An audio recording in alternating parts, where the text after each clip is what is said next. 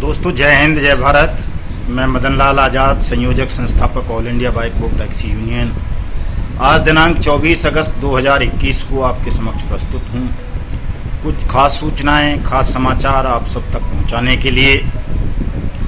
ये पूरा वीडियो संदेश आप लोग ध्यान से सुनेंगे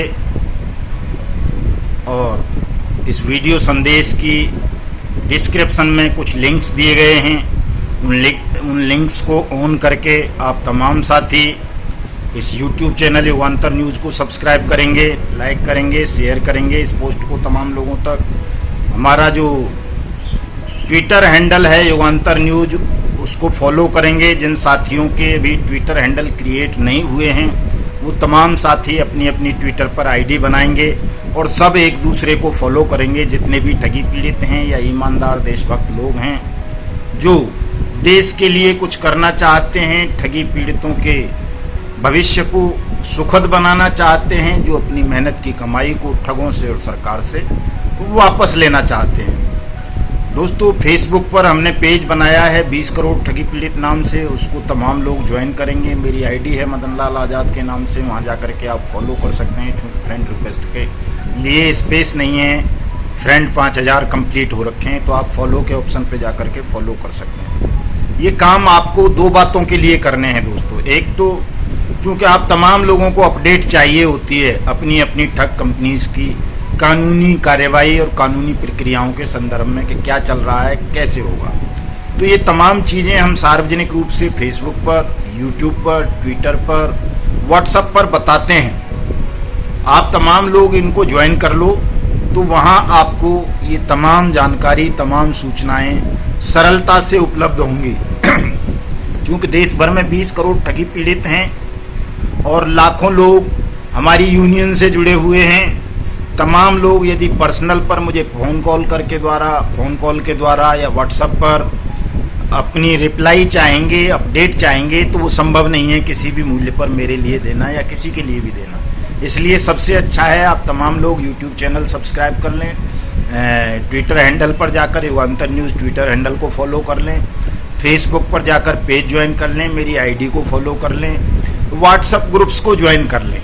यहाँ से आपको सरलतापूर्वक तमाम सूचनाएं, तमाम जानकारी, तमाम मार्गदर्शन, तमाम सुझाव, तमाम तरह की सहायताएं आपको प्राप्त हो सकती हैं। आपको अपनी मेहनत की डूबी हुई रकम को वापस पाने के लिए तो ये काम कर लें आप तमाम लोग पहले तो दोस्तों। अब मैं अपनी बात आज की शुरू करता हूँ आपके समक्ष। इसको बड़े ध्यान से आप लोग सुनेंगे, हल्के में नहीं लेंगे किसी भी चीज़ को, क्योंकि हल्कापन, उथलापन आपके अपने भविष्य के लिए, आपके अपने परिवार के लिए, आपके अपने राष्ट्र के लिए बहुत खतरनाक और घातक सिद्ध होता है। इसलिए दोस्तों गंभीर होने की आवश्यकता है। चूँकि ये लड़ाई आपकी ठगों से नहीं है, पूरे बेईमान सिस्टम से है।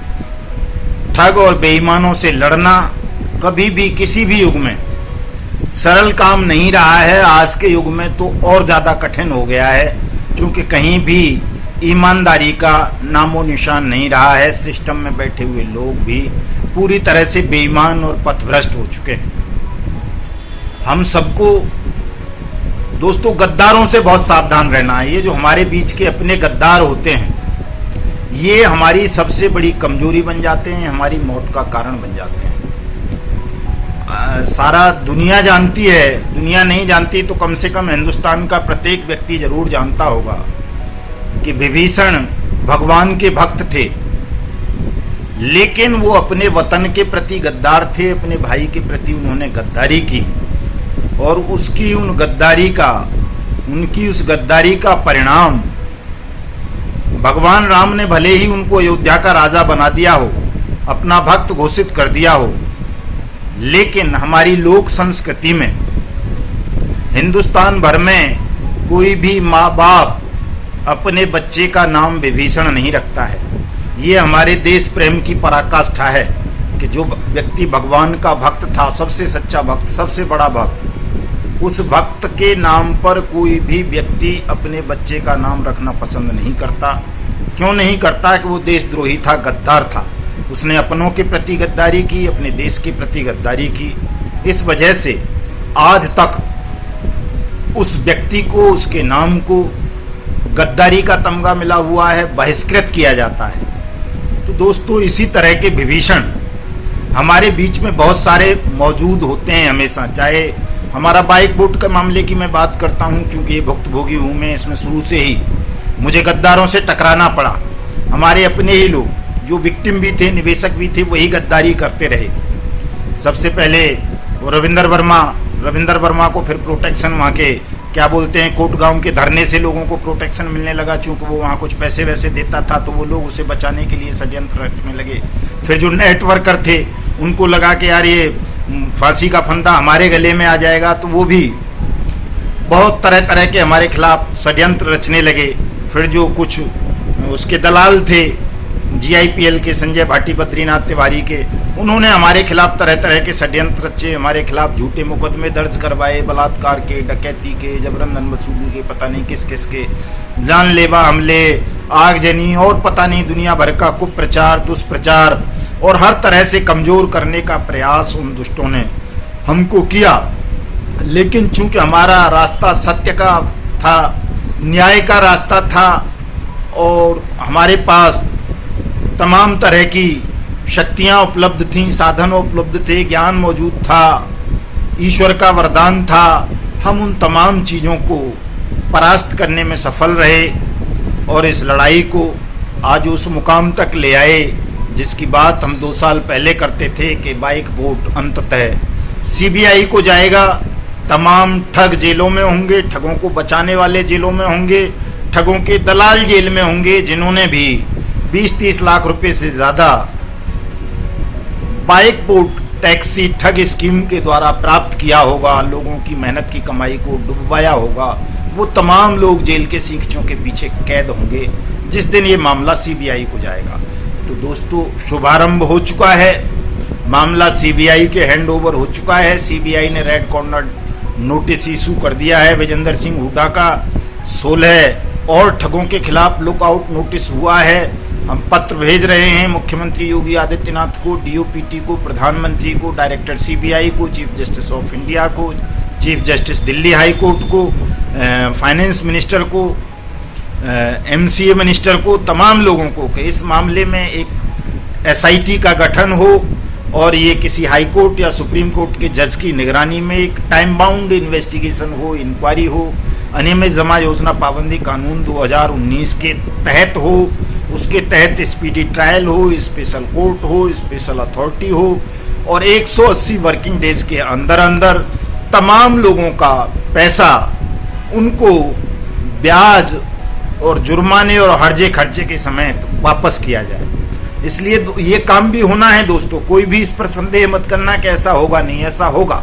प्रत्येक उस व्यक्ति का पैसा वापस मिलेगा, मैं ब्याज के, मैं हर्जे खर्चे के, मैं जुर्माने के, जो भी अपनी कानूनी कार्रवाई करेगा या जो भी all India bike boat taxi union का मेंबर बना होगा, उसका पैसा कोई भी हड़प नहीं पाएगा। ऐसे व्यक्ति का पैसा अवश्य मिल जाएगा जो all India bike boat taxi union का मेंबर बना होगा फीस दे करके। इसलिए जो लोग अभी तक मेंबर नहीं बने हैं वो तमाम साथी मेंबर बन जाएं, ताकि इस लड़ाई को और ज़्यादा तेजी से और ज़्यादा मजबूती के साथ हम सरकार के और कोर्ट के समक्ष उठा सकें और आप सबकी डूबी हुई मेहनत की रकम को आपको वापस दिला सकें। दोस्तों, दूसरी खबर मैं आपको बताना चाहता हूं, राधा माधव कॉरपोरेशन लिमिटेड के विषय में एक आ रही है कि जो राधा माधव कॉरपोरेशन लिमिटेड का मालिक है खानदानी ठग मितेश अग्रवाल, अनिल अग्रवाल, अभिषेक अग्रवाल, सचिन बजाज और वो दीपक वगैरह,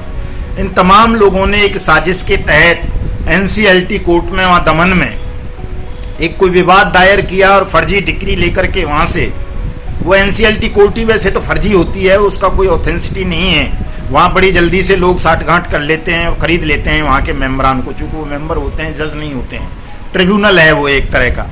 तो वहाँ मांडवाली होती है, समझौते हो जाते हैं ठगों के और इनके आपस में मेम्बरान के, और 2-4 जो पीड़ित होते हैं उनके साथ भी अपनी साठगांठ कर लेते हैं कुछ ले दे करके।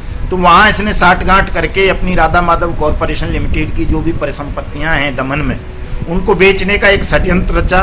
किसी तरह से वो सफल नहीं हो सका। मालूमात पड़ गया, वो चीज़ वायरल हो गई खबर, तो किसी तरह से मितेश अग्रवाल, अनिल अग्रवाल राधा माधव कॉरपोरेशन लिमिटेड की परिसंपत्तियों को बेचने में सफल नहीं हो सके हैं। मैं आपको बता देना चाहता हूं, आपके साथ साथ सरकार को भी बता देना चाहता हूं, दिल्ली पुलिस को स्पेशली बता देना चाहता हूं, चूंकि दिल्ली पुलिस के थाना वेलकम उत्तर पूर्वी दिल्ली में 651/2020 पर अंडर सेक्शन 420, 406/34 IPC 1860 प्लस अनियमित जमा योजना पाबंदी कानून 2019 के तहत राधा माधव कॉरपोरेशन लिमिटेड ठगी मामले में मुकदमा दर्ज है। दिसंबर 2020 में दर्ज हुआ था। अफसोस की बात यह है कि दिल्ली पुलिस ने अभी तक इन ठगों को गिरफ्तार नहीं किया है। हो जाएंगे गिरफ्तार, इसको लेकर के भी हमें तनाव लेने की जरूरत नहीं है। आप तमाम लोग निगरानी रखें, लेकिन मैं दिल्ली पुलिस से, दिल्ली प्रशासन से, दिल्ली के CM से, दिल्ली के गवर्नर साहब से, डायरेक्टर ED से ये अनुरोध करना चाहता हूँ कि राधा माधव कॉरपोरेशन लिमिटेड की जितनी भी परिसंपत्तियाँ हैं, चाहे वो चल हों अचल हों, देश में हों विदेश में हों, वो सब ठगी पीड़ितों के पैसे से, ठगी की रकम से खरीदी गई हैं। इसलिए उन पर पहला अधिकार केवल उन ठगी पीड़ितों का है, उन 40 लाख डिस्ट्रीब्यूटर्स का है, निवेशकों का है, जिन्होंने राधा माधव कॉरपोरेशन लिमिटेड की फर्जी स्कीम्स में प्रधानमंत्री का और खाद्य मंत्री का फोटो लगा देख करके, उसको भारत सरकार का स्वरोजगार मिशन मान करके, उसको भारत सरकार का कॉरपोरेशन मान करके अपनी मेहनत की कमाई को इन ठगों के हवाले कर दिया था। इसलिए कोई भी परिसंपत्ति राधा माधव कॉरपोरेशन लिमिटेड की कहीं भी नीलाम और बिक्री नहीं होनी चाहिए। उसकी नीलामी केवल और केवल सेबी और ED और दिल्ली पुलिस मिलकर के कराएं, ताकि जितने भी विक्टिम हैं, 40 लाख से ज़्यादा लोग विक्टिम हैं इसमें, जिनकी मेहनत की कमाई को हड़पा है, उन सबका पैसा उनको वापस मिल सके। ट्विटर के माध्यम से, यूट्यूब के माध्यम से, फेसबुक के माध्यम से, मेल के माध्यम से हम विस्तार से ये सूचनाएं कंसर्न अथॉरिटीज़ को पहुंचाएंगे और मैं उम्मीद करूंगा कि सरकारी एजेंसीज मेरी इस अपील पर ध्यान देंगी और RMCL की तमाम परिसंपत्तिज को सीज करके, जब्त करके नीलाम करेंगी और ठगी पीड़ितों का पैसा उनको जल्दी से जल्दी वापस करने की प्रक्रिया आरंभ करेंगी, ताकि देश के 40 लाख लोगों को फायदा हो सके, उनको सुख मिल सके। दोस्तों, तीसरी बात मैं आप तमाम लोगों से ये कहना चाहता हूँ, ये बताना चाहता हूँ कि जो APACL है, सहारा है, आदर्श है, नवजीवन है, प्रिया परिवार है, कुलकर्णी है, सहारा वो फ्यूचर मेकर है, साइंस सिटी है, ब्लू फॉक्स मैसन है, कैची पिक्सल है, हमारा वाहन है, वाया इंडिया है, स्ट्रीट हॉक्स है, गो राइड है, गो बाइक है, हेलो राइड है, एवरग्रीन है, NMM है, ये क्या बोलते हैं, श्योर गेन है, गोट फार्मिंग है, मुर्गी पालन है, मछली पालन है, गोल्ड वाली हैं और बहुत सारी इस तरह की जो ये ठग कंपनियां हैं, A to Z वगैरह, पूरे देश भर में 80,000 ठग कंपनी है, कोऑपरेटिव सोसाइटीज़ हैं, जिन्होंने हमारे देश के 20 करोड़ से ज़्यादा लोगों को ठगा है। आप तमाम लोगों को मैं ये बताना चाहता हूँ, आपसे अपील करना चाहता हूँ कि आप तमाम लोगों की मेहनत की डूबी हुई रकम को वापस कराने के लिए हमने समन्वय संघर्ष समिति का गठन कर दिया है। उसमें लगभग 56 लोग अब तक सम्मिलित हो चुके हैं और साथियों को भी शामिल करेंगे। जिन जिन कंपनीज के साथी विक्टिम्स इसमें शामिल होना चाहते हैं उन सबका स्वागत है, वो सब शामिल हो सकते हैं। आज रात्रि 9 बजे उसकी ऑनलाइन मीटिंग है। हम रणनीति तैयार कर रहे हैं कि किस तरह से जल्दी अनियमित जमा योजना पाबंदी कानून 2019 को राष्ट्रीय स्तर पर लागू करवाया जा सके और तमाम ठगी पीड़ित बहन भाइयों का पैसा उनको मैं ब्याज मैं जुर्माने बेदर्जे खर्चे के जल्दी से जल्दी वापस दिलवाया जा सके। दोस्तों, ठग कोई मामूली लोग नहीं है, सरल नहीं है, उनसे लड़ना, इस चीज़ को आप अपने दिमाग से निकाल देना। मैं 2 उदाहरण देता हूँ, वैसे वीडियो बहुत लंबा हो रहा है, फिर भी सुन लीजिए कि आज कल छत्तीसगढ़ के मुख्यमंत्री भूपेश बघेल को तलब कर लिया गया। कोई बात हो गई, रह गई, जो उनको हटाया नहीं गया, नहीं तो उनको कुर्सी से हटा दिया जाता, उनको कुर्सी छीन ली जाती। क्यों जानते हैं? क्योंकि 15 अगस्त को भूपेश बघेल ने छत्तीसगढ़ में ठगी पीड़ितों का पैसा वापस करना आरंभ कर दिया था। तो ठगों की लॉबी कितनी मजबूत है, कितनी विशाल है, कितनी ताकतवर है, इससे आप समझ सकते हैं कि वो एक राज्य के अच्छे खासे लोकप्रिय ईमानदार मुख्यमंत्री को भी हटवा सकती है उनके पद से। चाहे वो कांग्रेस का मुख्यमंत्री हो, चाहे भारतीय जनता पार्टी का, चाहे समाजवादी का, चाहे बसपा का, चाहे किसी और का। जब जुलाई 2019 में बहुजन समाज पार्टी के सांसद कुंवर दानिश अली ने ये अनियमित जमा योजना पाबंदी कानून का मुद्दा पार्लियामेंट में उठाया था, तो उनको नेता सदन पद से मायावती ने तुरंत हटा दिया था।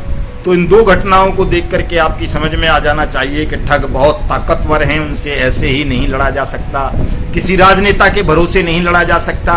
इनसे लड़ सकते हो आप अपने संगठन से, अपनी शक्ति से, अपनी एकता से।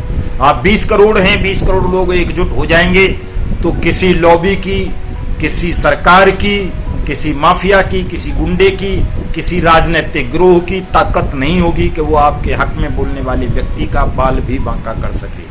इसलिए बहुत आवश्यकता है कि आप तमाम साथी अपने तमाम मतभेदों को बुलाकर एकजुट हो जाएं, संगठित हो जाएं और सोशल मीडिया के माध्यम से पहले भुगतान फिर मतदान इस नारे को और अनियमित जमा योजना पाबंदी कानून 2019 लागू करो, हमारा पैसा वापस करो, इस लोगों को बहुत ज़्यादा प्रसारित और वायरल कर दें, ताकि ठगों की और बेईमान सिस्टम की चूल्हे हिल उठें, इनका हृदय फट जाए आपकी एकता की आवाज़ सुनकर। दोस्तों, बाकी सूचनाएं अगले एपिसोड में कल दूंगा। तब तक के लिए जय हिंद, जय भारत।